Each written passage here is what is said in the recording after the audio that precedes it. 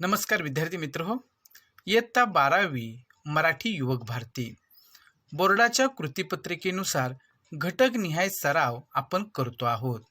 व्याकरण विभागातील अलंकार या घटकावरील बोर्ड पॅटर्ननुसार टेस्ट पेपरचा सराव आज आपण करणार आहोत.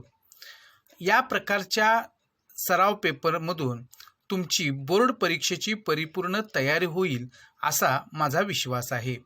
चला तर मग आपण अलंकार या घटकावरील सराव पेपरचा अभ्यास करूया. सर्वप्रथम आपण अलंकार या घटकाची थोडक्यात उजळणी करूया, म्हणजे आपल्याला सराव पेपरमध्ये अलंकार या घटकावर ज्या कृती विचारल्या जातील तर त्या आपल्याला अचूकपणे सोडविता येतील. विद्यार्थी मित्र हो, आपल्याला यावर्षी 4 अर्थालंकार अभ्यासायचे आहेत. 1 अनन्वय अलंकार, 2 आपणहुती अलंकार, 3 अतिशयोक्ती अलंकार व 4 अर्थांतरन्यास अलंकार. हे जे 4 अलंकार आहेत, याच 4 अलंकारावरती तुम्हाला कृतीपत्रिकेमध्ये कृती विचारल्या जातील. आपण सर्वप्रथम अनन्वय अलंकार समजावून घेऊया. खालील उदाहरणांचे निरीक्षण करा व कृती सोडवा. अशा प्रकारे तुम्हाला इथे एक कृती सोडवायला दिलेली आहे. पहिलं उदाहरण इथं दिलेलं आहे ताजमहाल एक जगती तो तोच त्याच्या परी. दुसरं उदाहरण आहे ह्या आंब्यासारखा गोड आंबा हाच.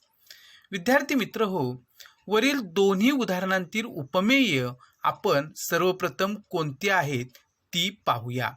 पहा, उपमेय म्हणजे काय की ज्याची तुलना करावयाची त्याला उपमेय असं म्हणतात. पहिल्या वाक्यामध्ये आहे ताजमहाल एक जगती तो तोच त्याच्या परी. इथे ताजमहाल हे उपमेय आहे. आता दुसऱ्या वाक्यामध्ये पहा, ह्या आंब्यासारखा गोड आंबा हाच. इथे सुद्धा आंब्याचीच तुलना जी आहे ती आंब्याबरोबरच केलेली आहे आणि म्हणून इथे आंबा हेच उपमेय आहे. आता उपमेय म्हणजे काय, पुन्हा एकदा तुम्ही लक्षात घ्या. ज्याची तुलना करावयाची आहे ते किंवा ज्याचे वर्णन करावयाची आहे तो घटक, त्याला आपण व्याकरणाच्या भाषेमध्ये उपमेय असं म्हणतो. आता वरील दोन्ही उदाहरणांतील उपमाने कोणती आहेत ती आपण पाहूया. आता उपमान म्हणजे काय, तर उपमान म्हणजे ज्याच्याशी तुलना करावयाची आहे किंवा ज्याची उपमा दिली जाते तो घटक, त्याला उपमान म्हणतात. आपण जर बघितलं तर इथे पहिल्या वाक्यामध्ये ताजमहाल हेच उपमान आहे व दुसऱ्या वाक्यामध्ये आंबा हेच उपमान आहे. म्हणजे इथे आपण जर बघितलं तर या दोन्ही वाक्यांमध्ये उपमेय व उपमान एकच आहेत. म्हणजेच निरीक्षण केल्यानंतर आपल्याला या दोन्ही उदाहरणांमध्ये उपमेय व उपमान एकच आहे असे लक्षात येते. म्हणजे ताजमहालाची तुलना ही ताजमहालाबरोबरच केलेली आहे व आंब्याची तुलना ही आंब्याबरोबरच केलेली आहे.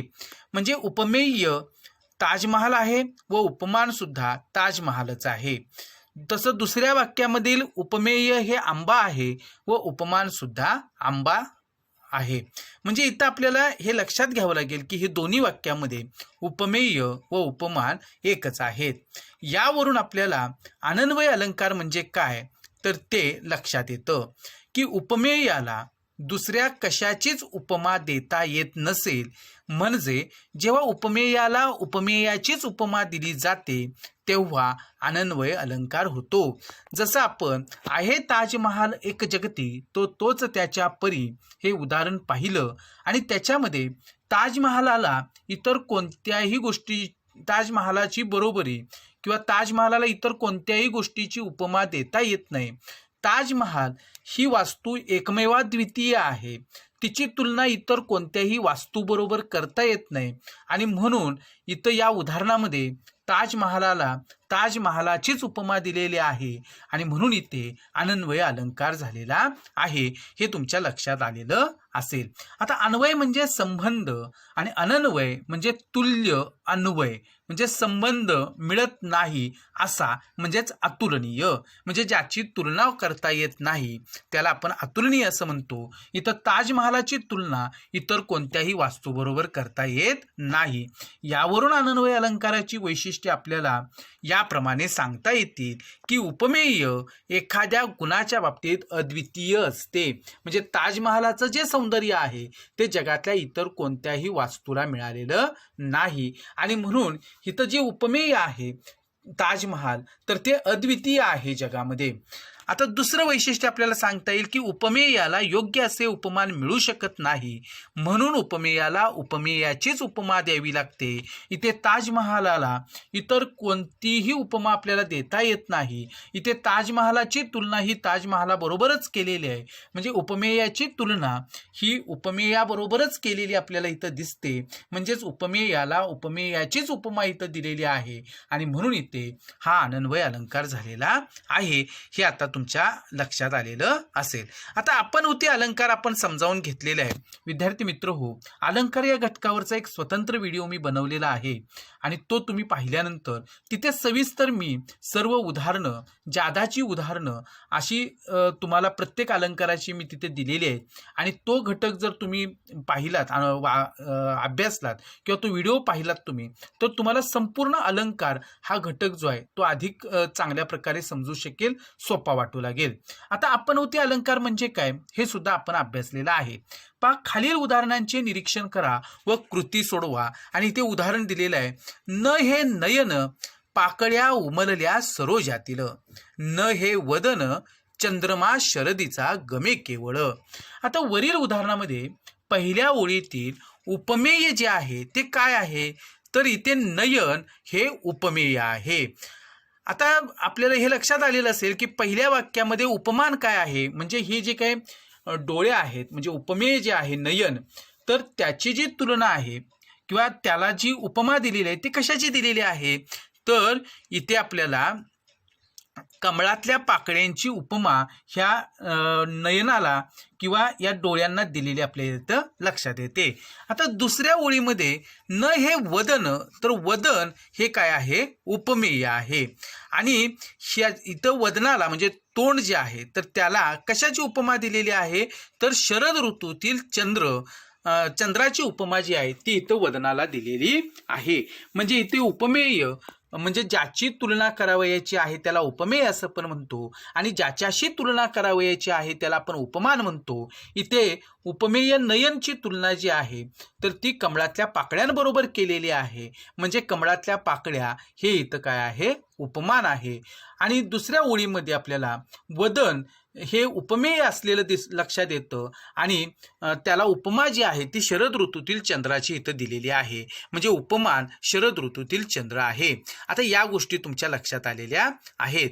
आता पहा विद्यार्थी मित्र हो, यावरून आपल्याला हा आपणहुती अलंकार जो आहे तर त्याची वैशिष्ट्ये जी आहेत तर ती सांगता येतात. पहा इथे काय म्हटलेलं आहे की उपमेयाला लपवले जाते, म्हणजे पहा न हे नयन, नयन हे उपमेय आहे, म्हणजे हे डोळे नाहीतच, तर त्या काय आहेत की कमळाच्या जणू पाकळ्या आहेत असं म्हटलेलं आहे.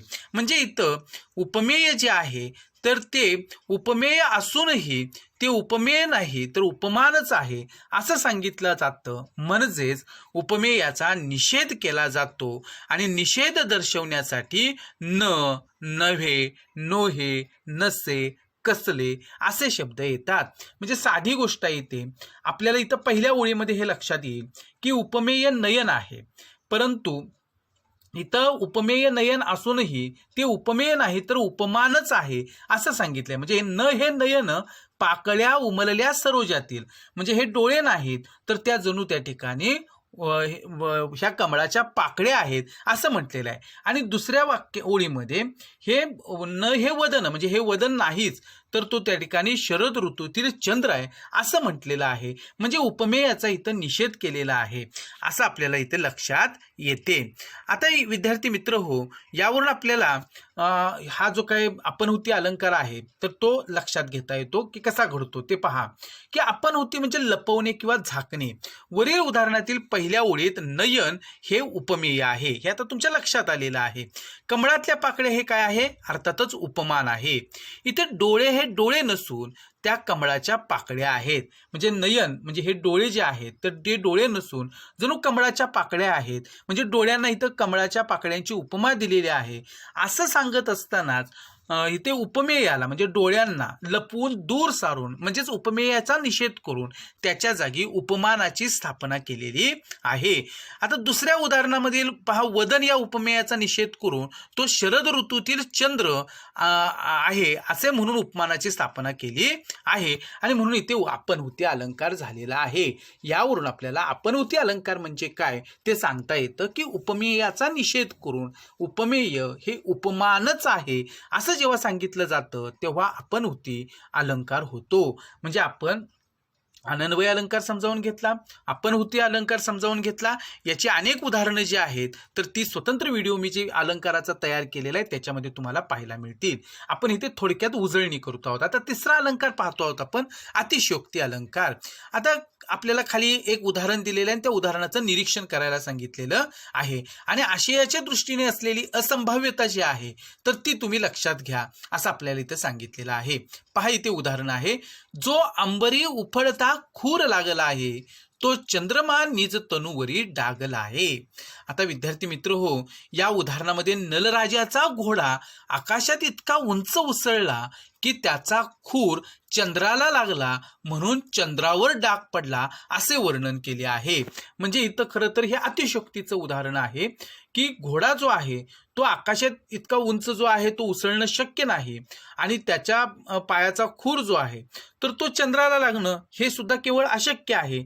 आणि त्या खुराचा चंद्राला स्पर्श झाल्यामुळं तो जो डाग आहे तर तो त्या चंद्रावरती पडलेला आहे असं म्हटलेलं इथे आपल्याला लक्षात येतं. आता पहा विद्यार्थी मित्र हो, यावरून अतिशयोक्ती अलंकाराची आपल्याला वैशिष्ट्ये लक्षात येतात की एखाद्या गोष्टीचं किंवा प्रसंगाचं वर्णन केलेलं असतं आणि इथे आपल्याला हा जो काही घोडा आहे तो आकाशात उंच कसा उसळला आणि त्याचा खूर चंद्राला लागला आणि म्हणून चंद्रावर डाग पडला असं इथं वर्णन केलेलं आहे. म्हणजे हे वर्णन अधिक फुगवून केलेलं आहे आणि त्यामुळे त्या वर्णनाची असंभाव्यता किंवा कल्पनारंजकता जी आहे ती अधिक इथं आपल्याला लक्षात येते. आता आपल्याला यावरून हा जो अतिशयोक्ती अलंकार आहे तर तो लक्षात येतो की अलंकारामध्ये प्रत्येक गोष्टीचं वर्णन हे चमत्कृतीपूर्ण करायचं असल्यामुळं त्यात थोडी अतिशयोक्ती येते. उपमा, उत्प्रेक्षा, रूपक, व्यतिरेक हे सगळे अलंकार तुम्ही इयत्ता 10वी पर्यंत अभ्यासलेले आहेत की या अलंकारामध्ये थोडी अतिशयोक्ती असतेच. पण केवळ अतिशयोक्ती जिथे प्रामुख्याने केलेली असते तिथे अतिशयोक्ती हा स्वतंत्र अलंकार मानला जातो. प्रस्तुत उदाहरणात चंद्राला घोड्याच्या खुराचा डाग लागणं असंभवनीय असलं तरी तसं घडल्याचं इथं वर्णन केलेलं आहे. त्यामुळे इथे अतिशयोक्ती हा अलंकार झालेला आपल्याला दिसतो. यावरून अतिशयोक्ती अलंकार म्हणजे काय ते आपल्याला सांगता येतं की कोणतीही कल्पना आहे त्यापेक्षा खूप फुगवून सांगताना त्यातील असंभाव्यता अधिक स्पष्ट करून सांगितलेली असते, त्यावेळी अतिशयोक्ती हा अलंकार होतो. हे आपण इथे अतिशयोक्ती अलंकाराच्या बाबतीत लक्षात घ्यायचं आहे. पुढचा आपल्याला अलंकार आहे तो म्हणजे अर्थांतरन्यास अलंकार. इथे पहा आपल्याला एक उदाहरण दिलेलं आहे आणि त्याचा अभ्यास करायला तुम्हाला सांगितलेला आहे. तदितर खग भेने वेगळाले पडाले उपवन जल केली जे कराया मिळाले स्वजन गवसला जो त्याजपासी नसे तो कठीण समय येता कोण कामास येतो. इथं शेवटचं वाक्य ओळ जी आहे ती फार महत्वाची आहे की कठीण समयी म्हणजेच अडचणीच्या प्रसंगी आपल्या मदतीला कोणीच येत नाही असं इथं सांगितलेलं आहे. आता पहा इथला संदर्भ काय आहे ह्या 4 ओळींचा की नलराजाने हंसाला पकडल्यानंतर बागेत जलक्रीडेसाठी जमलेले इतर सर्व पक्षी घाबरून पळाले, त्याच्याजवळ कोणीच राहिलं नाही. आणि एवढी हकीकत सांगून झाल्यावर कवीने त्यावरून एक सामान्य सिद्धांत सांगितला की कठीण प्रसंगी कोणीच आपल्या उपयोगी पडत नाही. म्हणजे आपल्या व्यावहारिक जीवनामध्ये सुद्धा आपल्याला अशाच प्रकारचा अनुभव येतो. आणि इथे सुद्धा हा जो नलराजा आहे तो तिथं त्या तलावामध्ये पोहणाऱ्या एका हंसाला पकडतो आहे आणि त्यावेळेला त्या तलावामध्ये पोहणारे इतर सगळे पक्षी घाबरून पळून गेले आणि या हंसाजवळ कोणीच थांबलं नाही. आणि हे सगळं सांगून झाल्यानंतर मग कवींनी एक सामान्य सिद्धांत इथं मांडला की कठीण प्रसंगी कोणीच आपल्या उपयोगी पडत नाही. खरं तर ह्या हंसाच्या मदतीला इतर हंसांनी तिथं यायला हवं होतं, परंतु असं इथं घडलेलं नाही. आणि म्हणून हा सामान्य सिद्धांत की जो सर्वत्र लागू पडतो तो इथं कवींनी सांगितलेला आहे. आता विद्यार्थी मित्र हो, यावरून अर्थांतरण्यास अलंकाराची वैशिष्ट्ये आपल्याला सांगता येतात की विशेष उदाहरणांवरून एखादा सर्वसामान्य सिद्धांत सांगितला जातो. जसं इथे आपल्याला हे नलराजानं हंसाला पकडलं की हा सगळा प्रसंग आहे, तर तो त्या ठिकाणी आपल्याला सांगून आपल्याला काय केलं, एक सर्वसामान्य सिद्धांत सांगितलेला आहे की कठीण समय येता कोण कामाचा येतो. किंवा असंही घडतं की सामान्य विधानाच्या समर्थनार्थ विशेष उदाहरणं सुद्धा दिली जातात. आता अर्थांतर म्हणजे दुसरा अर्थ, न्यास म्हणजे शेजारी ठेवणे. अर्थांतरचा अर्थ समजून घ्या की दुसरा असा अर्थ की न्यास म्हणजे शेजारी ठेवणे, म्हणजे त्याच्याशी जुळणारा असा मिळता जुळता अर्थ जो आहे तर तो त्या ठिकाणी तिथे मांडणं. यावरून आपल्याला अर्थांतर न्यास अलंकार म्हणजे काय हे सांगता येतं की एका अर्थाचा दुसरा समर्थक असा दुसरा अर्थ त्याच्या शेजारी ठेवणे, म्हणजेच एक विशिष्ट अर्थ दुसऱ्या व्यापक अर्थाकडे नेऊन ठेवणे व सर्वसामान्य सिद्धांत मांडणे यास अर्थांतर न्यास अलंकार म्हणतात.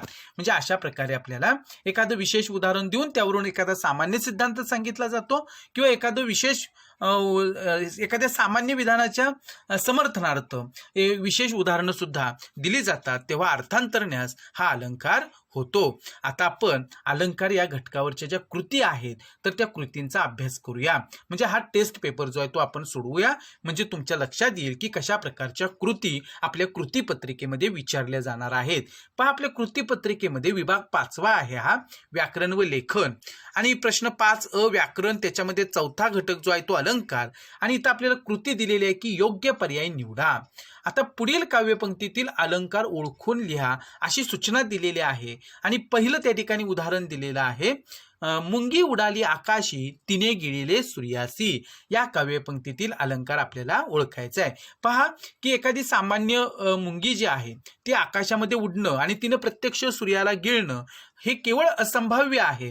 म्हणजे हे खरं तर अतिशयोक्ती इथं सांगितलेली आहे, परंतु तसं घडलेलं आहे असं वर्णन या ओळीमध्ये केलेलं आहे. आणि म्हणून इथे अतिशयोक्ती हा अलंकार झालेला आपल्याला दिसतो. म्हणजेच काय की कोणतीही कल्पना आहे त्यापेक्षा खूप फुगवून सांगताना त्यातील असंभाव्यता अधिक स्पष्ट करून सांगितलेली असते, त्यावेळेला हा अतिशयोक्ती अलंकार होतो. आणि इथे सुद्धा या ओळीमध्ये हा अतिशयोक्ती अलंकार झालेला आहे. दुसरं उदाहरण आहे, जो अंबरी उफळता खूर लागला आहे तो चंद्रमा निज तनुवरी डागला आहे. आपण आता या ओळीचा अर्थ समजावून घेतलेला आहे की हा जो घोडा आहे तर तो त्या ठिकाणी आकाशामध्ये इतका उंच उसळलेला आहे की त्याच्या पायाचा खूर जो आहे तर तो चंद्राला लागला आणि त्यामुळं चंद्रावरती डाग पडला, असं त्या ठिकाणी त्याच्यामध्ये वर्णन केलेलं आहे. ही सुद्धा अतिशयोक्तीच आहे. आणि म्हणून इथे हा अलंकार जो आहे तर तो अतिशयोक्ती अलंकार आहे, म्हणून पर्याय क जो आहे तो इथे आपण निवडलेला आहे.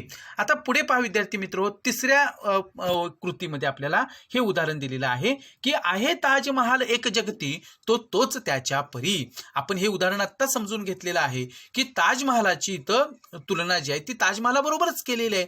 म्हणजे उपमेयाला इतर कुठल्याच गोष्टीची उपमा देता येत नाही. म्हणजे उपमेयाला उपमेयाचीच उपमा दिली जाते तेव्हा अनन्वय अलंकार होतो. आणि म्हणून इथे पर्याय ब जो अनन्वय अलंकार आहे ते योग्य उत्तर त्याचं आहे.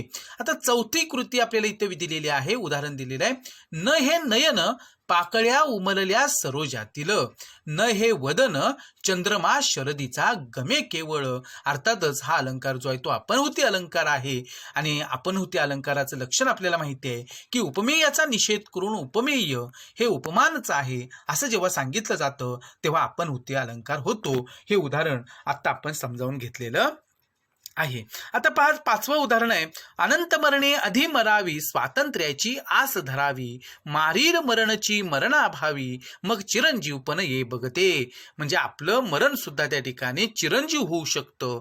आणि हा सामान्य सिद्धांत इथं मांडलेला आहे. आणि म्हणून इथे अर्थांतर न्यास हा अलंकार होतो. म्हणजेच एका अर्थाचा दुसरा समर्थक असा दुसरा अर्थ जो आहे तो त्याच्या शेजारी ठेवणं, म्हणजेच एक विशिष्ट अर्थ दुसऱ्या व्यापक अर्थाकडे नेऊन ठेवणे व सर्वसामान्य सिद्धांत सिद्धांत मांडणे यास अर्थांतरण्यास अलंकार असं म्हणतात. आता पुढची कृती आपल्याला दिलेली आहे की योग्य पर्याय निवडा आणि दिलेल्या सूचनेनुसार कृती सोडवा असं म्हटलेलं आहे.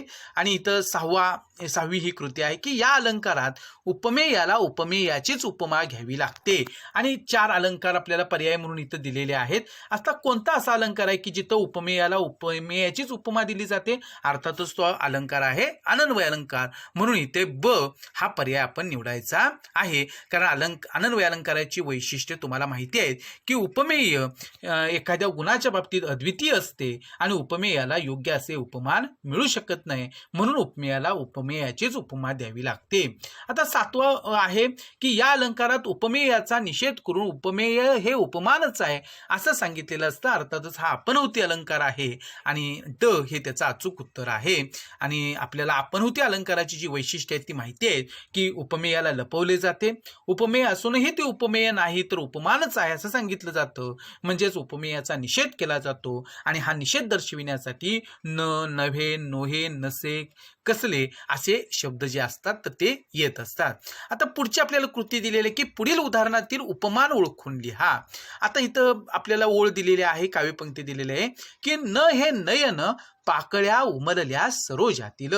म्हणजे जिथं नयन जे आहेत, डोळे जे आहेत, तर त्यांना उपमा कशाची दिलेली आहे? तर अर्थातच कमळ पाकळ्या म्हणजे कमळाच्या पाकळ्या. आणि म्हणून याचं त्या ठिकाणी अचूक उत्तर जे आहे ते पर्याय ब कमळ पाकळ्या.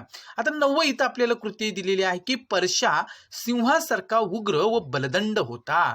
अर्थातच इथं परशा हे उपमेय आहे आणि सिंह हा जो आहे तर ते उपमान आहे. आणि म्हणून इथं पर्याय ब जो आहे सिंह हे त्याचं अचूक उत्तर आहे. आता उपमेय आणि उपमान म्हणजे काय तुम्हाला माहिती आहे की ते पुन्हा एकदा समजून घ्या की ज्याची तुलना करायची आहे ते म्हणजे इथं बघा पहिल्या वाक्यामध्ये नयन म्हणजे डोळे जे आहेत तर ते उपमेय आहे आणि त्याची तुलना कुणाबरोबर केलेली आहे तर कमळाच्या पाकळ्यांबरोबर केलेली आहे. म्हणजे कमळाच्या पाकळ्या हे उपमान आहे. आणि दुसऱ्या वाक्यामध्ये परशा हे उपमेय आहे आणि त्याची तुलना जी आहे ती सिंहाबरोबर केलेली आहे. म्हणून सिंह हे काय आहे? उपमान आहे. आता पहा आपल्याला पुढची कृती अशी विचारली जाऊ शकते की खालील ओळीतील अलंकार ओळखून त्याचे नाव लिहा. आणि इथे आपल्याला उदाहरण दिलेलं आहे की सागरासारखा गंभीर सागरच म्हणजे सागराची तुलना सागराबरोबरच केलेली आहे. म्हणजे हा अनन्वय अलंकार आहे. पुढे पहा न हा अधर तोंडले नवत दात की हे हिरे. आणि आपणहुती हा अलंकार आहे कारण इथे आपल्याला हे दात नव्हे हे हिरेच आहेत असं इथं सांगितलेलं आहे. म्हणजेच इथं उपमेय हे जणू त्या ठिकाणी उपमानच आहे असं म्हटलेलं आहे. म्हणून हा आपणहुती अलंकार इथे आहे. हे नव्हे चांदणे ही तर मीरा गाते हे सुद्धा आपणहुती अलंकाराचं उदाहरण आहे. 13वं उदाहरण आहे अत्युच्च पदी थोरही बिघडतो हो बोला आहे हा खरा. आणि इथे हा अर्थांतरण्यास अलंकार आहे कारण इथं सामान्य सिद्धांत सांगितलेला आहे की अत्युच्च पदावरती पोहोचलेली एखादी मोठी व्यक्ती, थोर व्यक्ती सुद्धा त्या पदामुळे काही वेळेला त्या व्यक्तीकडून काही चुकीचं घडू शकतं आणि म्हणून इथं हा सामान्य सिद्धांत मांडलेला आहे. आता 14वं उदाहरण आहे दमडीचं तेल आणलं सासूबाईंचं नाणं झालं, मामंजींची दाढी झाली, भावोजींची शेंडी झाली, उरलं तेल झाकून ठेवलं, लांडोरीचा पाय लागला, वेशीपर्यंत ओघळ गेला त्यात उंट पोहून गेला. आता दमडीच्या तेलामध्ये कोणकोणत्या गोष्टी होतात हे इथं सांगितलेलं आहे. म्हणजे मूळ कल्पना इथं खूप फुगवून सांगितलेली आहे आणि अर्थातच इथं हा अतिशयोक्ती अलंकार झालेला आहे हे तुमच्या लक्षात आलेलं असेल. म्हणून इथं आपण उत्तर अतिशयोक्ती अलंकार असं लिहायचं आहे. आता 15 उदाहरण आहे तदितर खग भेने वेगळाले पळाले, उपवन जल केली जे कराया मिळाले, स्वजन गवसला जो त्याजपासी नसे तो, कठीण समय येता कोण कामास येतो. आताचे आपण उदाहरण पाहिलेलं की सामान्य सिद्धांत जो आहे तर तो इथं मांडलेला आहे आणि याचा संदर्भ जो आहे तर तोही आपण बघितलेला आहे की नलराजा आणि तो जेव्हा त्या ठिकाणी त्या तलावाच्या ठिकाणी येतो आणि एका हंसाला पकडतो तेव्हा इतर सगळे पोहणारे हंस जे असतात तर ते तिथून पळून जातात. त्या हंसाच्या म्हणजे ज्या हंसाला नलराजानं पकडलेलं त्या हंसाच्या मदतीसाठी तिथं कोणीच थांबत नाही आणि यावरून कवींनी हा सामान्य सिद्धांत सांगितलेला आहे की कठीण समय येता कोण कामाचा येतो. म्हणजेच हा अर्थांतरण्याचा अलंकार आहे. आहे. 16वं उदाहरण आहे, या दानाशी या दानाहून अन्य नसे उपमान. म्हणजे इथे आपल्याला उपमेयाला इतर कुठल्याच गोष्टीची उपमा देता येत नाही, म्हणजे उपमेयाला उपमेयाचीच उपमा इथं दिलेली आहे, म्हणून हा अनन्वय अलंकार आहे.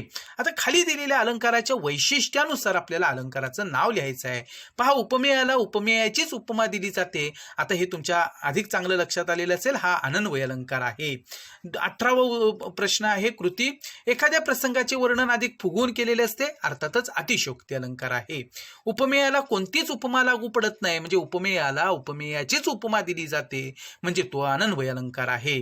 आणि 20वी कृती आहे, सामान्य विधानाच्या समर्थनार्थ विशेष उदाहरणे दिली जातात, अर्थातच अर्थांतरण्याचा अलंकार आहे. अशा प्रकारे विद्यार्थी मित्र हो, आपण अलंकारावरच्या विविध कृती ज्या असतील तर त्या पाहिलेल्या आहेत. बोर्डाच्या कृतीपत्रिकेमध्ये आपल्याला अलंकार या घटकावरती 2 गुणांच्या 2 कृती विचारल्या जातात, आणि अशा प्रकारे आपण जर चांगला सराव केला तर नक्कीच आपल्याला 2 पैकी 2 गुण मिळू शकतात. विद्यार्थी मित्रो, आज या व्हिडिओमध्ये आपण इथेच थांबू. धन्यवाद. पुन्हा भेटू नवीन व्हिडिओसहित पुढील भागामध्ये.